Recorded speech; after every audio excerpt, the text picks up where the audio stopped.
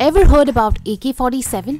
That deadly assault rifle which most of the world's military forces as well as terrorist organizations uses? In AK, the K stands for Kalashnikov, name of the company which built the deadly gun. Now that same company has come out with a motorcycle named UM1. The Kalashnikov UM1 is a fully electric bike and has been unveiled at the International Military Technical Forum along with SM1. The difference between SM1 and UM1 is that the UM1 has been made for civilian use and will have an all-electric powertrain. The powertrain of the UM1 is the brushless DC motor with a rechargeable lithium-ion battery. When and at what price the UM1 would be available for the general public is not yet known.